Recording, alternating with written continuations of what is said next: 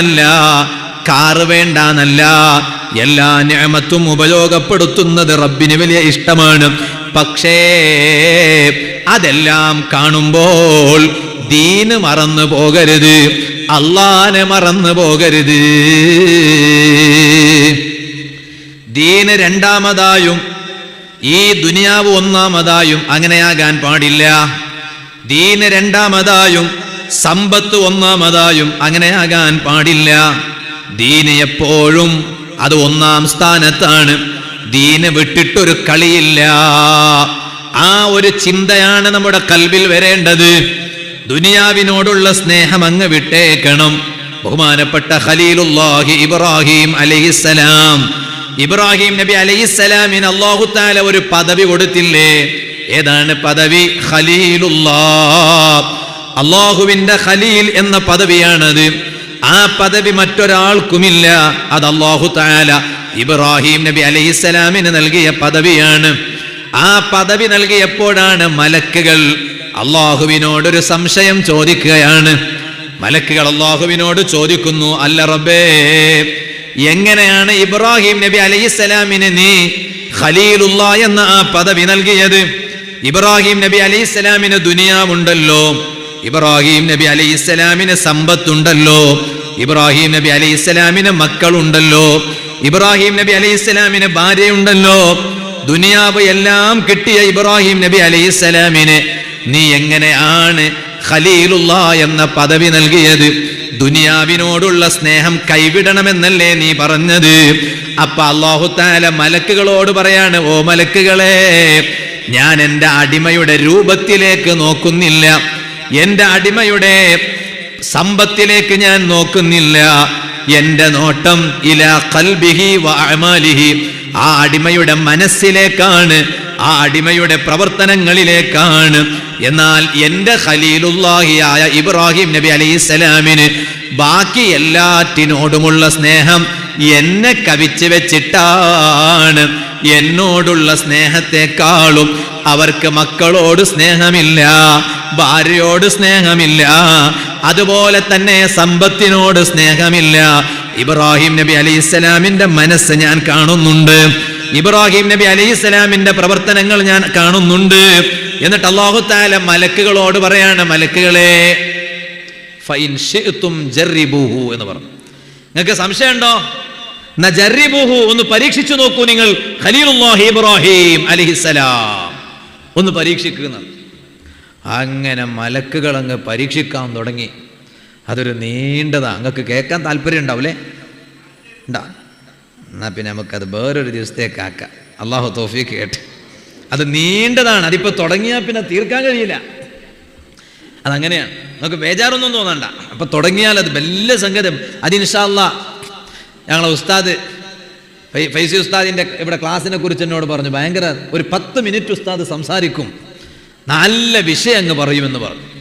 അങ്ങനെ വേണ്ട. വെള്ളിയാഴ്ച ചില സ്ഥലത്ത് സുബ്ഹാന ജല്ല ജലാലു മണിക്കൂറുകളോളം പ്രസംഗിക്കും, ആരും ഇരിക്കത്തില്ല. അങ്ങനെയല്ലല്ലോ, ഇപ്പം മനുഷ്യന്മാർക്കൊക്കെ നല്ല തിരക്കുണ്ട്. ഇന്ന് ഇൽമു കേൾക്കാൻ ജനങ്ങൾക്ക് ഒരുപാട് അവസരമുണ്ട്. അപ്പം വെള്ളിയാഴ്ച ഒരു 5-10 മിനിറ്റ്, അപ്പം എല്ലാവരും അങ്ങ് ഇരിക്കും, എല്ലാവരും അങ്ങ് കേൾക്കും. അത് വലിയ സന്തോഷം. അള്ളാഹു വലിയ ബർക്കത്ത് ചെയ്യട്ടെ. അപ്പോൾ എന്നോട് പറഞ്ഞു എല്ലാവരും ഇരിക്കും എന്നാണ് പറഞ്ഞത്. അപ്പോൾ ആ ഇരിക്കണം, നിങ്ങൾക്കും അള്ളാഹു വലിയ ബർക്കത്ത് ചെയ്യട്ടെ. പരീക്ഷിച്ചു നോക്കിയപ്പോൾ അത് അല്ലാഹു തആല പറഞ്ഞതുപോലെ തന്നെയാണ്. ഇബ്രാഹിം നബി അലൈഹിസ്സലാമിന് മക്കളുണ്ട്, ഭാര്യയുണ്ട്, സമ്പത്തുണ്ട്, എല്ലാം ഉണ്ട്. പക്ഷെ അതൊന്നും മഹാനവരുകളുടെ കൽബിൽ ഇല്ല. കൽബിലുള്ളത് അല്ലാഹു മാത്രമാണ്, മനസ്സിലുള്ളത് റബ്ബ് മാത്രമാണ്. അതാണ് നേരത്തെ പറഞ്ഞത് ഹുബ്ബു ദുനിയാ, ദുനിയാവിനോടുള്ള സ്നേഹം അതങ്ങ് കൈവിടണമെന്ന് പറഞ്ഞില്ലേ? ഇതിന്റെ അർത്ഥം ദുനിയാവ് വേണ്ടാന്നല്ല, അള്ളാഹുവിനെ മറന്നുകൊണ്ടുള്ളൊരു ദുനിയാവും വേണ്ട. ഞാൻ രക്ഷിതാക്കളോട് പറയട്ടെ, നമ്മുടെ കുടുംബം ഒരു നല്ല കുടുംബമാകണം. ഇന്നിപ്പോ ജനങ്ങൾക്ക് തീരെ സമാധാനമില്ല, ജനങ്ങൾക്ക് തീരെ മനസ്സിനൊരു സമാധാനമില്ല. എത്ര ആളുകളാണ് ടെൻഷനിന്റെ ഗുളിക കഴിക്കുന്നത്? സുബ്ഹാന ജല്ല ജലാലു ഒക്കെ സൈക്കോ കേസാണ് ഇന്ന് കൂടുതലും. സൈക്കോ എന്ന് പറഞ്ഞാൽ എന്താണ്? ഒരു മാനസിക തകരാറാണ് പലർക്കും ഉള്ളത്. മുഖം കാണുമ്പോ തന്നെ തിരിയും, എന്തോ ഒരു പ്രശ്നമുണ്ട്. നോക്കുമ്പോ എന്താ പ്രശ്നം? വീട്ടിൽ സമാധാനമില്ല, വീട്ടിൽ ഒരു സന്തോഷമില്ല, വീട്ടിൽ അതാ എന്റെ കന്നഡയിൽ പറയും ഒരു നെമ്മതിയില്ല, വീട്ടിൽ ഒരു സുഖമില്ല. ഒരു മനുഷ്യൻ, അത് ആണാകട്ടെ പെണ്ണാകട്ടെ, ഞാൻ പറയുന്നത് ശരിക്കും നിങ്ങൾ മനസ്സിലാക്കണം, ആണാകട്ടെ പെണ്ണാകട്ടെ, ആ മനുഷ്യന് ഏറ്റവും കൂടുതൽ സുഖവും സന്തോഷവും സമാധാനവും ലഭിക്കേണ്ടത് സ്വന്തം വീട്ടിൽ നിന്നാണ്. പുറത്ത് എവിടെ പ്രശ്നം ഉണ്ടായാലും, പള്ളിയിൽ പ്രശ്നം ഉണ്ടായാലും ശരി, നാട്ടിൽ പ്രശ്നം ഉണ്ടായാലും ശരി, വീട്ടിലെത്തിയാൽ ഒരു സുഖം കിട്ടണം, ഒരു സന്തോഷം കിട്ടണം. കാരണം വീട്ടിലെത്തിയാൽ എല്ലാവർക്കും റാഹത്താണ്. അതൊരു ചെറ്റക്കുടിലായാലും ശരി, ഒരു ചെറിയ വീടായാലും ശരി. 5 സ്റ്റാർ ഹോട്ടലുകളില്ലേ അല്ലേ? ആ 5 സ്റ്റാർ ഹോട്ടലുകൾ അല്ലെങ്കിൽ വലിയ വലിയ റിസോർട്ടുകൾ എത്ര ദിവസം വേണമെങ്കിലും പോയി ഇരിക്കുവോ? ഒരാൾ പറഞ്ഞു ഞാൻ ഫ്രീ ആയിട്ട് തരാം, എത്ര ദിവസം ഞങ്ങൾ ഇരിക്കുവോ? അവിടെ പോയി ഇരുന്നാൽ ചടുക്കും, മടുപ്പ് വരും.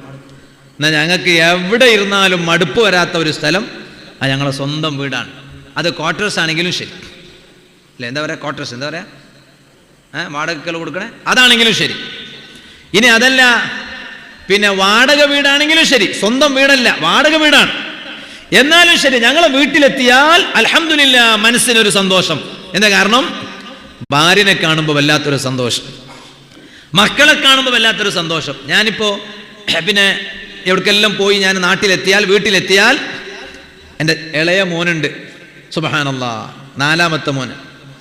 ഓൻ്റെ ഇപ്പോഴത്തെ ഈ സമയമുണ്ടല്ലോ വല്ലാത്തൊരു സമയമാണ്, എല്ലാം മറക്കും നമ്മൾ. അപ്പോൾ ഇങ്ങൾക്കുണ്ടായിട്ടുണ്ട് അങ്ങനെ ഒരു കുട്ടീൻ്റെ ഒരു സമയം, ഇങ്ങൾക്കുണ്ടായിട്ടുണ്ടാവും. എന്താണ്? മെല്ലെ അങ്ങ് ഇപ്പോൾ കാലിങ്ങനെ വെച്ചിട്ട് ഇങ്ങനെ നടക്കണ ഒരു സമയം, നടന്ന് വരും, ഒന്നിടക്കങ്ങ് വീണു, വീണ്ടും ഓൻ തന്നെ അങ്ങ് എണീക്കും, വീണ്ടും നടക്കും. അള്ളാഹു നമ്മുടെ മക്കൾക്കൊക്കെ നല്ല ഭാവി നൽകട്ടെ. നിങ്ങളൊന്നും ആമീൻ പറയണില്ല. അള്ളാഹു ഞങ്ങളെ മക്കളെ നല്ല മക്കളാക്കി തരട്ടെ. നല്ല ഉഷാറിൽ ആമീൻ പറഞ്ഞോളൂ. എന്താണെന്നറിയോ? ഇപ്പോൾ ദുആ കൊണ്ടേ കാര്യമുള്ളൂ മക്കൾ നന്നാകാൻ. ബാപ്പാൻ്റെ ഒരു ടെക്നിക്കും നടക്കണില്ല, ഉമ്മാൻ്റെ ഒരു ഹിക്മത്തും നടക്കണില്ല. എന്തെല്ലാം ഹിക്മത്ത്! ഇന്നിപ്പോൾ മക്കൾ മൊബൈൽ ഉപയോഗിക്കാതിരിക്കാൻ വേണ്ടിയിട്ട് എന്തെല്ലാം കാണിക്കുന്നുണ്ട് അല്ലേ?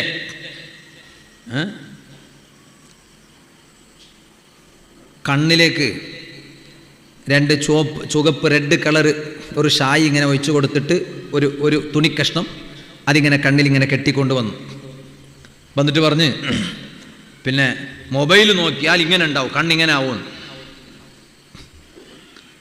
അപ്പോൾ എല്ലാ കുട്ടികളും പേടിച്ച്. കൂട്ടത്തിൽ കുറച്ച് ബൊമ്പത്തരമുള്ളൊരു കുട്ടിയുണ്ട്. അവൻ്റെ ബാപ്പ അങ്ങനെ തന്നെ ആയിരിക്കും, അല്ലെങ്കിൽ അവൻ്റെ ഉമ്മ അങ്ങനെ ആയിരിക്കും. ആ കുട്ടി എന്താ ചെയ്തതെന്നറിയോ? ഈ തുണിനെ അങ്ങ് എടുത്തിട്ട് തായിട്ട് നോക്കുമ്പോൾ കണ്ണിനൊന്നും പറ്റിയിട്ടില്ല. അങ്ങനത്തെ മക്കളുള്ള കാലാണ് ഇന്നെന്നാണ് ഞാൻ പറഞ്ഞത്. ഒന്നും നടക്കൂല, ഒരു ഹിക്മത്തും നടക്കൂല. കാരണം ഇതൊക്കെ കുട്ടികൾ മൊബൈലിലൂടെ കാണാണ്. ഇതൊക്കെ കുട്ടികൾ എന്തിലൂടെ കാണാണ്? മൊബൈലിലൂടെ കാണാണ്. പഴയ ഒരു കാലം ഉണ്ടായിരുന്നു. ഞാൻ ഉമ്മമാരോട് പറയാണ്, ഉമ്മമാരെ ദയവ് ചെയ്ത് എന്നോടൊരു വിഷമം തോന്നരുത്. കുട്ടികളുടെ ഭാവി തകർക്കുന്നത് പോകട്ടെ, കുട്ടികളുടെ ആരോഗ്യം പോലും ഇന്ന് നഷ്ടപ്പെടുത്തിക്കൊണ്ടിരിക്കുകയാണ്. ഞാനിപ്പോൾ ഇന്നലെയല്ല മിഞ്ഞാന്ന് കാസർഗോഡ് ജില്ലയിൽ ഒരു സ്ഥലത്ത് വാത് പറഞ്ഞപ്പോൾ ഞാൻ പറഞ്ഞു, അത് ചെറിയ കുട്ടികൾ ഇപ്പോൾ മദ്രസയിലേക്ക് വരുമ്പോൾ, ചെറിയ കുട്ടികൾ സ്കൂളിലേക്ക് വരുമ്പോൾ ഈ കണ്ണട ഇട്ടിട്ടാണ് വരണേ. ചെറിയ കുട്ടികൾ ഇപ്പൊ തുടങ്ങിയിട്ടുള്ളൂ, 2ാം ക്ലാസ് 3ാം ക്ലാസ്, അപ്പോഴേക്ക് കണ്ണട ഇട്ടിട്ടാണ് വരണേ. ചില കുട്ടികൾ അങ്ങനെ കണ്ണട ഇടേണ്ടി വരും. അതിന്റെ കാരണം എന്താണെന്ന് പറഞ്ഞാൽ അത് പരമ്പരയായിട്ട് ചിലപ്പോൾ ഉമ്മ കണ്ണട ഇടും, അല്ലെങ്കിൽ വാപ്പ കണ്ണട ഇടും. അപ്പൊ അതിനെ തുടർന്നിട്ട് അങ്ങനെ ഇടുന്നവർ. ഇതങ്ങനൊന്നുമല്ല, ഉമ്മ ഇട്ടിട്ടില്ല. ഉമ്മക്ക് ഇപ്പൊ 35 വയസ്സാണ്, ബാപ്പക്ക് 40 42 ആയി, പക്ഷെ ബാപ്പ ഇട്ടിട്ടില്ല. അപ്പൊ ഈ കുട്ടി എന്താ വരണത്? കുട്ടി മൊബൈലില്ല, ഇപ്പൊ എപ്പോഴും മൊബൈൽ. അപ്പൊ ആരാ ഉമ്മ ഈ കുട്ടിയുടെ ആരോഗ്യം തകർത്തത്? പഴയ കാലത്ത് കുട്ടികളെ കളിപ്പിക്കണ ഒരു സ്വഭാവം, കളിക്കണ വസ്തുക്കൾ കൊടുത്തിട്ടാണ്, ടോയ്സ് കൊടുത്തിട്ടാണ് കുട്ടികളെ കളിപ്പിക്കുക. അവരെ കരച്ചിൽ നിർത്തുന്നത് അങ്ങനെയായിരുന്നു. ടോയ്സ് കൊടുത്താൽ കരച്ചിൽ നിർത്തും. ഇന്ന് കുട്ടികളെ കയ്യിൽ ടോയ്സ് കൊടുത്താൽ കരച്ചിൽ നിർത്തുമോ? അല്ല, മൊബൈൽ തന്നെ കൊടുക്കണം. എന്താ കാരണം? കുട്ടിക്ക് ഉമ്മ കുട്ടിയുടെ കയ്യിൽ മൊബൈൽ കൊടുത്ത് ശീലമായി. ഇനി ആ മൊബൈലിനേക്കാൾ വലുതൊന്നും അല്ല കുട്ടിക്ക് ടോയ്സ്. കുട്ടിയുടെ ആരോഗ്യം നശിച്ചു, കുട്ടിയുടെ ഭാവി തകർന്നു. അള്ളാഹു ഞങ്ങളെ മക്കളെ നന്നാക്കി തരട്ടെ. ഇതിപ്പോ ഞാനിതൊന്നും പറഞ്ഞാലും ഇത് ആർക്കും ഏൽക്കൂല, യേശൂല, ഉൾക്കൊള്ളാൻ കഴിയില്ല എന്നതെനിക്ക് 100% ഉറപ്പാണ്. എന്താ കാരണം? നമ്മളൊക്കെ അതിലങ്ങ് ലയിച്ചുപോയി. ഇനി നമുക്കതിൽ നിന്ന് പുറത്തേക്ക് വരാൻ കഴിയാത്ത വിധം നമ്മൾ അതിൽ താഴ്ന്നുപോയി. ഇനി നമുക്ക് മുകളിലോട്ട് കയറി വരാൻ കഴിയില്ല. അള്ളാഹു നമ്മളെ നന്നാക്കി തരട്ടെ. ഞാൻ പറഞ്ഞ വിഷയം വളരെ ഗൗരവത്തിൽ കാണണം. അള്ളാഹു നമ്മുടെ മക്കളെ നന്നാക്കി തരട്ടെ. അതുകൊണ്ട് ദുആക്ക് നല്ല ആമീൻ പറയാം. എന്താ കാരണം അറിയോ? ഈ ആമീന്റെ ബറക്കത്ത് കൊണ്ട് ചിലപ്പോൾ മലക്കുകളും ആമീൻ പറയും. അപ്പൊ അള്ളാഹു അങ്ങ് സ്വീകരിച്ചാൽ അതിന്റെ ബറക്കത്ത് കൊണ്ട് ചിലപ്പോൾ നമ്മുടെ മക്കൾ നന്നായി വരും. അള്ളാഹു നമ്മുടെ മക്കളെ നന്നാക്കി തരട്ടെ. ഒന്നതാണ് ദുനിയാവിനോടുള്ള സ്നേഹം. മക്കൾക്ക് പ്രത്യേകമായ ഒരു സ്വഭാവം പഠിപ്പിക്കണം. ഏതാണ് സ്വഭാവം? ദുനിയാവ് കുട്ടികളുടെ കൽബിൽ ഇട്ടുകൊടുക്കരുതേ ഉമ്മമാരെ. നല്ല സൗകര്യം നിങ്ങളുടെ അരികിൽ ഉണ്ടാകും.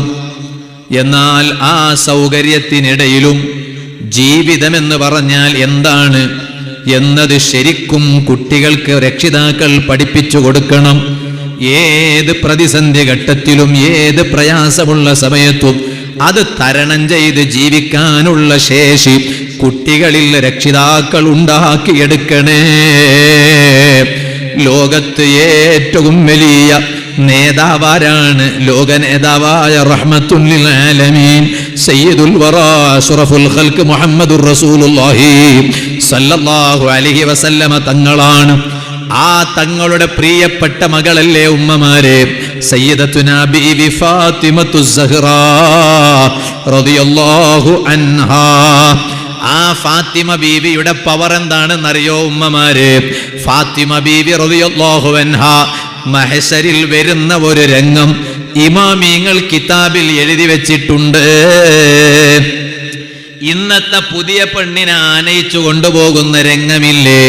പുതിയ പെണ്ണിനെ ആനയിച്ചു കൊണ്ടുപോകുന്ന രംഗമില്ലേ?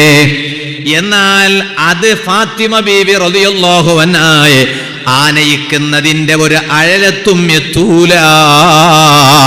വല്ലാത്ത ഒരു അകമ്പടിയോടുകൂടെയാണ് ഫാത്തിമ ബീവി റളിയല്ലാഹു അൻഹായെ പരലോകത്ത് സ്വർഗീയ തരുണീമണികൾ ഹൂറുൽ ഇസാൻ ആനയിച്ചു കൊണ്ടുപോകുന്നത്. മഹ്ശരിൽ ഒരു രംഗം നമുക്ക് കാണാനുണ്ട്. അള്ളാഹു നമുക്കത് കാണാൻ ഭാഗ്യം തരട്ടെ. അള്ളാഹു ഭാഗ്യം തരട്ടെ. ആ രംഗൊന്ന് കാണണം. അള്ളാഹു നമുക്കത് ഭാഗ്യം തരട്ടെ. ഫാത്തിമ ബീവി റളിയല്ലാഹു അൻഹയെ സ്വർഗത്തിലേക്ക് ആനയിച്ചു കൊണ്ടുപോകുന്ന ഒരു രംഗമുണ്ട്. ഉമ്മമാരെ ശരിക്കും കേൾക്കണേ. എങ്ങനെയാണെന്നറിയോ? 70,000 സ്വർഗീയ ഹൂറുൽ ലിസാൻ തരുണീമണികൾ അവർ ഫാത്തിമ ബീവി റളിയല്ലാഹു അൻഹയെ ആനയിച്ചു കൊണ്ടുപോകണം. മഹാന്മാർ കിതാബിൽ എഴുതിയതാണ്. അത് ഉസ്താദുമാർക്കറിയാം, ഞാൻ സാധാരണക്കാർക്ക് വേണ്ടി പറയാണ്. ആ ഫാത്തിമ ബീവി റളിയല്ലാഹു അൻഹയെ സ്വർഗത്തിലേക്ക് ആനയിച്ചു കൊണ്ടുപോകുമ്പോ അവിടുന്ന് ഒരു ശബ്ദം കേൾക്കും. നക്കിസൂ റൂസക്കും വഹുല്ലു അബ്സാറക്കും. എല്ലാവരും തലങ്ങ് താഴ്ത്തി വെക്കൂന്ന് പറയും. കണ്ണുകളൊക്കെ ഒന്ന് ചിമ്മിക്കളയണമെന്ന് പറയും. എല്ലാവരും ഇപ്പൊ കണ്ണങ്ങ് ചിമ്മണം, തല ഒന്ന് താഴ്ത്തി വെക്കണം. ആരും പൊക്കി നോക്കരുത്, കണ്ണു തുറക്കരുത്. ഇപ്പൊ ഇതിലൂടെ നിങ്ങളെ മുന്നുകൂടെ ഫാത്തിമ ബീവി റളിയല്ലാഹു അൻഹാ സ്വർഗത്തിലേക്ക് വിട്ടുകിടക്കുന്ന സമയമാണ്. റൂൾസ് പാലിക്കണ്ടേ? അപ്പൊ നമ്മൾ എന്ത് നല്ല റോഡാണ്, നല്ല റോഡല്ലേ? നിങ്ങളെന്താ ഒന്നും മിണ്ടാത്ത? നിങ്ങൾ ഈ റോഡിനെ കുറിച്ചല്ല നിങ്ങളെ ഈ പിന്നെ എറോൾക്ക് വരുന്ന റോഡിനെ കുറിച്ചല്ല ഞാൻ പറഞ്ഞത്. നമ്മളെ NH എന്ത് നല്ല റോഡാണ്. ഓർക്കെന്നെ അത്ഭുതം തോന്നാം, ഉസ്താദ് ഇപ്പൊ എങ്ങനെ വന്നേ? ഞങ്ങളെ നാട്ടിലത്തെ റോഡിനെ കുറിച്ച് ഇത്രയും പുകഴ്ത്തി പറയാണ്. ഞാൻ പറയാം NH എന്ത് നല്ല റോഡാണല്ലേ.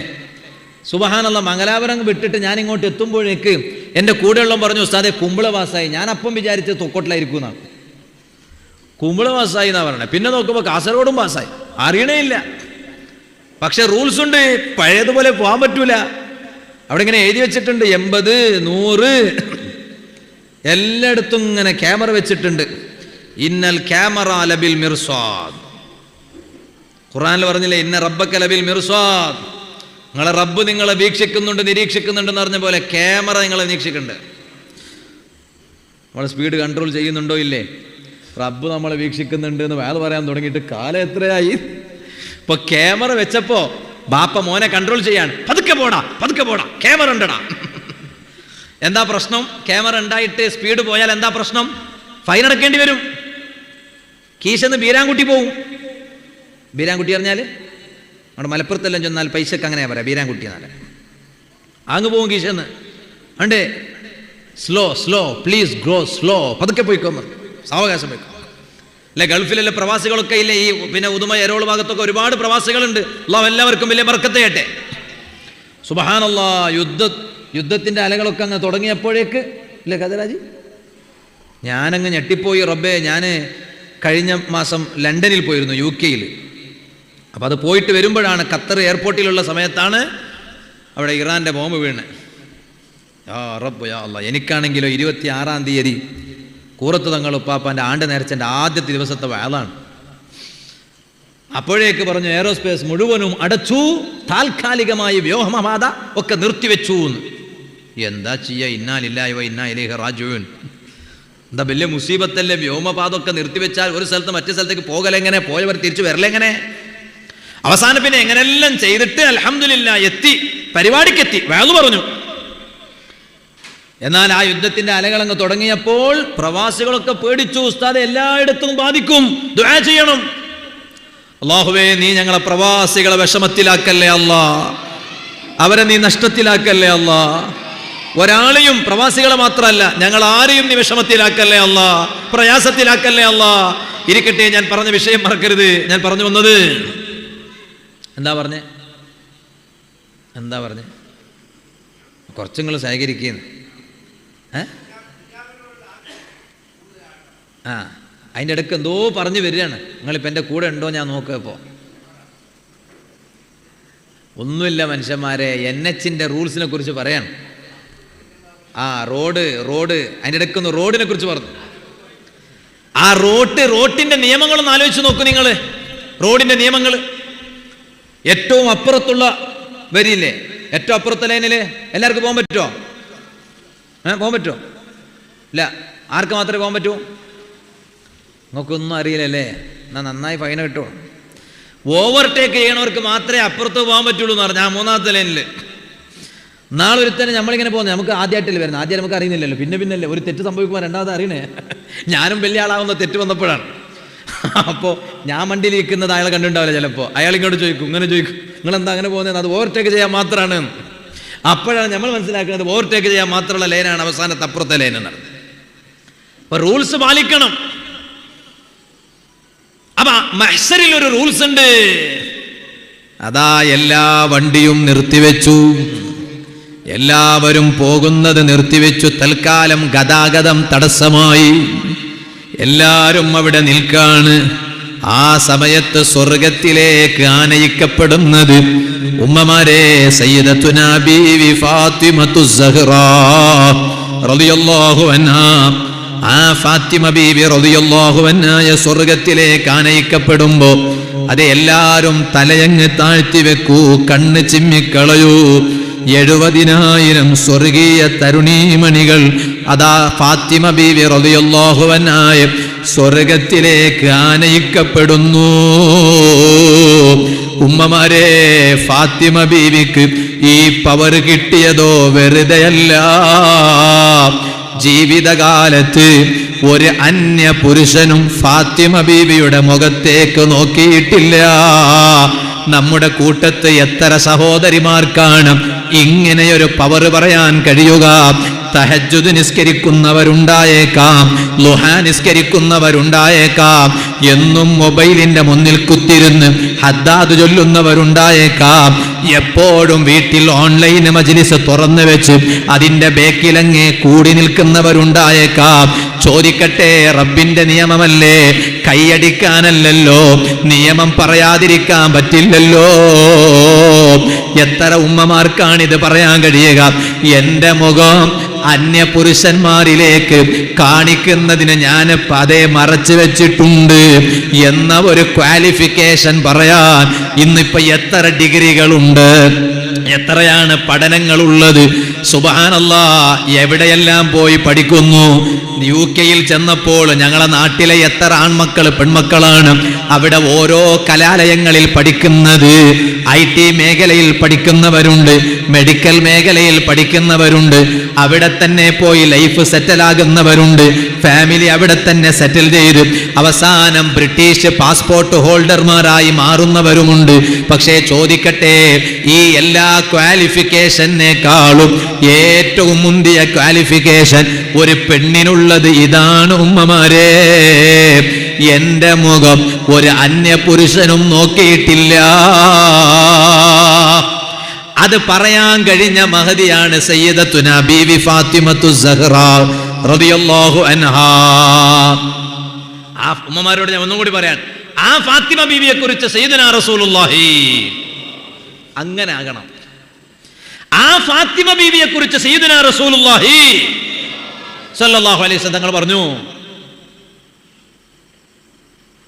കുല്ലമസ്തഖ്തു റായിഹത്തൽ ജന്ന, സ്വർഗത്തിന്റെ സ്മെല്ല് എനിക്ക് കിട്ടണം എന്ന് ഞാൻ എപ്പോഴൊക്കെ ആഗ്രഹിക്കുന്നുണ്ടോ അപ്പോഴൊക്കെ ഞാൻ എന്താ ചെയ്യാറെന്നറിയോ?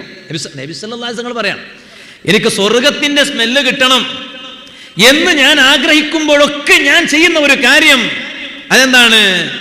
ഞാൻ ഖുംതു മിൻ വറാഇ ഫാത്തിമ, എൻ്റെ മോള് ഫാത്തിമ ബീവി റളിയല്ലാഹു അൻഹയുടെ ബാക്കിൽ അങ്ങ് പോയി ഞാൻ നിൽക്കും. അവിടെ നിന്നാൽ എനിക്ക് സ്വർഗത്തിന്റെ സ്മെല്ല് കിട്ടും എന്ന് സയ്യിദുനാ റസൂലുള്ളാഹി സല്ലല്ലാഹു അലൈഹി വസല്ലം.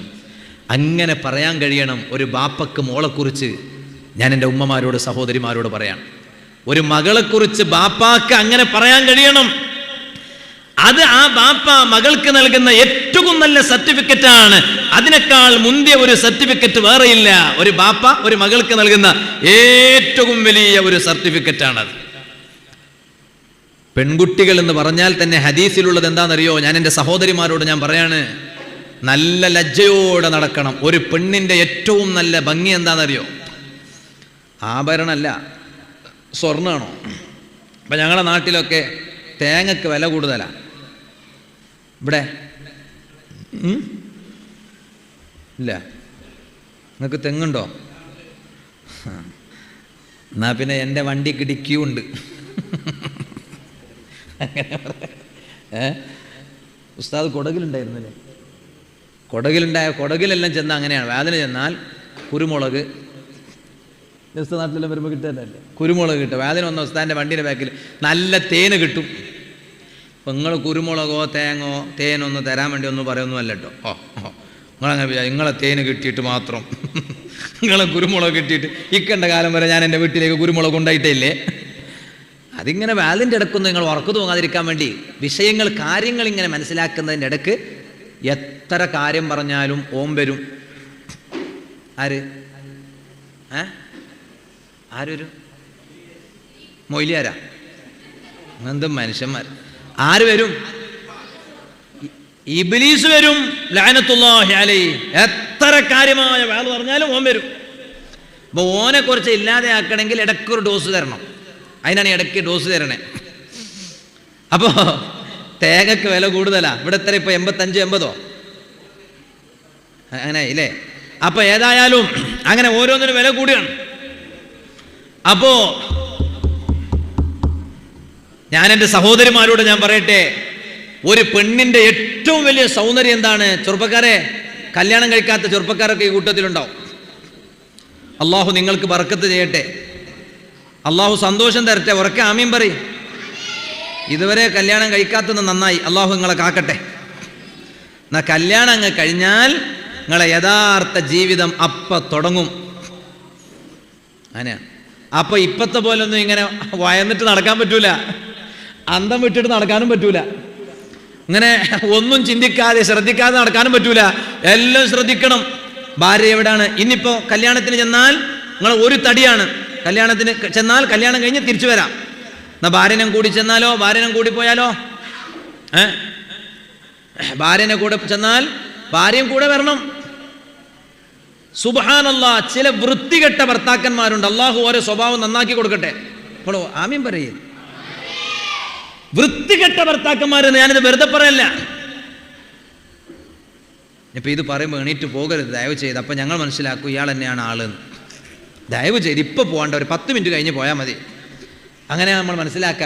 അങ്ങനെയല്ലേ വിലയിരുത്തുക. അപ്പൊ ഇയാളിൽ ഈ സ്വഭാവം ഉണ്ട്, അതുകൊണ്ട് മൂപ്പർക്ക് ഇഷ്ടമായില്ല, മൂപ്പർ എണീറ്റ് പോയി. അപ്പൊ ഞങ്ങൾ മനസ്സിലാക്കും ഇത് വൃത്തികെട്ട ഭർത്താവ് തന്നെ എന്നറിയും. എന്താണെന്നറിയോ വൃത്തികെട്ട ഭർത്താവ്? ശരിക്കും നോക്ക്, ഭാര്യനോടുള്ള പിണക്കം അല്ലെങ്കിൽ എവിടെ നിന്നൊക്കെ ഈ ഭർത്താക്കന്മാരെന്ന് പറഞ്ഞ പുറത്ത് ഇങ്ങനെ പോയി വരുന്നവരാണ്. ഞാൻ നിങ്ങളെ കുറിച്ചല്ലോ പറയുന്നത്, നിങ്ങളൊക്കെ നല്ലവരാണ്, അള്ളാഹു ബർക്കത്ത് ചെയ്യട്ടെ. ഇന്നൊരാൾ എൻ്റെ ദർസിൽ വന്നിരുന്നു, വലിയ ബിസിനസ്സുകാരനാണ് ഒമാനില്, അള്ളാഹു അദ്ദേഹത്തിന്റെ ബിസിനസ്സിൽ ബർക്കത്ത് ചെയ്യട്ടെ. അപ്പൊ അദ്ദേഹം എൻ്റെ ദർസിൽ വന്നിരുന്നു, മുത്തല്ലിമീങ്ങൾക്കിടയിൽ ഒന്ന് ദ്വാർപ്പിക്കാൻ, ഞങ്ങൾ വലിയ മഹബത്ത് വെക്കുന്ന ആളാണ്. അപ്പൊ അയാൾ വന്നിട്ട് എന്നോട് പറഞ്ഞു, ഉസ്താദേ ഞാൻ ഇങ്ങനെയൊക്കെ ആകാൻ കാരണം എൻ്റെ ഭാര്യയാണെന്ന് പറഞ്ഞു. അമ്മ, ഭർത്താവിനെ നന്നാക്കാനും ഓരെ കൊണ്ട് കഴിയും, ഭർത്താവിനെ കൊണ്ടുപോയിട്ട് ഗുളിക്കിടാനും ഓരെ കൊണ്ട് കഴിയും. ഇന്ന് നിങ്ങളിപ്പോൾ സോഷ്യൽ മീഡിയയിൽ കണ്ടില്ലേ, ഒരു ഭാര്യ ഭർത്താവിനെ അങ്ങ് കൊണ്ടുപോയി, പിന്നെ പോയിന്റ് കരക്ക് കൊണ്ടുപോയി സെൽഫി ഫോട്ടോ എടുക്കാൻ കൊണ്ടുപോയതാണ്, കൊണ്ടുപോയിട്ട് അങ്ങ് തള്ളിയിട്ടു. അതുകൊണ്ട് ഭാര്യ സെൽഫി ഫോട്ടോ എടുക്കാൻ വേണ്ടി പോയിന്റ് കരക്ക് വിളിച്ചാൽ അപ്പുറം നോക്കാതെ പോരുത്. എല്ലാ ഭാര്യമാർ അങ്ങനെയാണെന്നല്ല ഞാൻ പറയുന്നത്, എന്നാലും നമ്മൾ കുറച്ച് മുമ്പ് ഒരു ചങ്ങാതി രാത്രി കിടന്നുറങ്ങുമ്പോൾ വലിയ ഒരു ഇടയില്ലേ, നമ്മൾ ഇടാന്നാ പറയാ, അതിങ്ങനെ തലക്കിട്ടിട്ടാ ഉറങ്ങിയെന്ന് പറഞ്ഞു. എന്താ കാരണം? അന്നൊരു സീസൺ ആയിരുന്നു ഭാര്യമാർ ഭർത്താക്കന്മാരെ കഴുത്തിറക്കുന്ന സീസൺ. അപ്പോൾ അങ്ങനെ ചെയ്തു. ഇതൊക്കെ ഇങ്ങനെ നടക്കുകയാണ്. അള്ളാഹു ഞങ്ങളെ ഭാര്യമാരെ നന്നാക്കി തരട്ടെ. ഉറക്ക ആമീൻ പറ ചങ്ങായിമാരെ, നിങ്ങൾക്കും കൂടി ഉപകാരത്തിന് വരുന്നതായത്. നീയൊക്കെ എപ്പോഴും ഓൻ്റെ പാലം വേണ്ട. ഇപ്പൊ നിങ്ങൾക്കാർക്കും ഇതിൽ താല്പര്യം മൊക്കെ ഈ മക്കൾക്കാണ്, അവർക്കാണെങ്കിലും അതില്ലാതാണ്. അള്ളാഹു അവർക്കൊക്കെ നല്ല സന്തോഷം കൊടുക്കട്ടെ, നല്ല ഭാവി അവർക്ക് അള്ളാഹു പ്രദാനം ചെയ്യട്ടെ. അപ്പൊ ഇത് വലിയ വിഷയമാണ്. ഞാൻ പറയട്ടെ, പെണ്ണിന്റെ ഏറ്റവും സൗന്ദര്യം ഞാൻ എൻ്റെ അനുജത്തിമാരോട് പറയാണ്, അത് കഴിച്ചിട്ടേ ബാക്കി എന്ത് സൗന്ദര്യം നിനക്കുള്ളൂ. നീ എത്ര വലിയ മേക്കപ്പ് ഇട്ട് നടന്നാലും, ലിപ്സ്റ്റിക് ഇട്ട് നടന്നാലും, നീ എന്ത് ക്രീം പുരട്ടിയാലും, ഏത് വൈറ്റ് ക്രീം അല്ല, ബ്യൂട്ടി ക്രീം അല്ല, എന്ത് മണ്ണാങ്കട്ട് പുരട്ടിയാലും, നീ എത്ര മൊഞ്ചു കൂട്ടിയാലും, അതുണ്ടെങ്കിലേ നിനക്ക് ഇതുകൊണ്ടൊക്കെ കാര്യമുള്ളൂ. അതില്ലേ, ഇതുകൊണ്ട് ലാ ഫായിദത ഫിഹി ഉസ്മേ കോയി ഫായിദ നഹി ഹേ, അതിൽ ഒരു ഫായിദവും ഇല്ല. ഞാനിത് വെറുതെ പറയല്ല. എന്താണത്? ഹയാ, ലജ്ജ, അത് വളരെ ആവശ്യമാണ്.